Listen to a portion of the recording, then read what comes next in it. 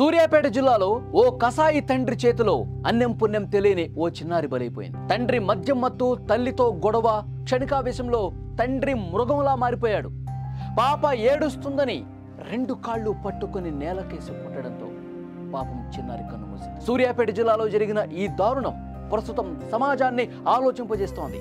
నిజంగా ఆ పాపకే ప్రశ్నించే గొంతుంటే తండ్రిని అడిగే మాటలివే. నాన్న, నేనేం తప్పు చేశాను నాన్న? నాకు అవి కావాలి, ఇవి కావాలి అని విసిగించానా? ఇంకా నా వయసు 7 ఏడాదే. నా ముందే అమ్మ నాన్న నిత్యం గొడవలు పడుతుంటే మిమ్మల్ని ఎలా ఆపాలో తెలియక ఏడ్చా. కనీసం నా కన్నీరు చూసైనా కరుగుతావని. కానీ అదే నా తప్పైంది. ఏడిస్తేనే ఉన్మాదిలా మారి ఊపిరి తీస్తావా నాన్న? కంటికి రెప్పలా కాపాడాల్సిన నీవే కడతెరుస్తావని ఊహించలేదు నాన్న. ఎన్నో పూజలు చేస్తే నేను పుట్టానని అమ్మని చూస్తే నాకు అర్థమైంది. భవిజ్ఞ అని పేరు పెట్టి అల్లారు ముద్దుగా పెంచుతున్నారు. చక్కటి భవితని ఇవ్వాలని కలగన్నారు.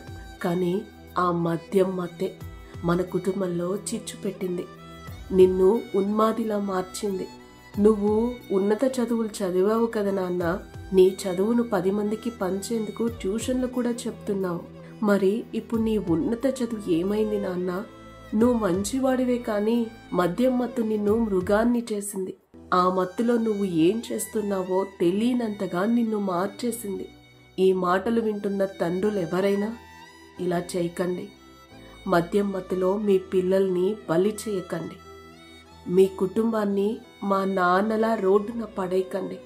మద్యం మత్తులో ఇలాగే ప్రవర్తించే నాన్నలు పసి ప్రాణాలు తీయకండి. ప్లీజ్.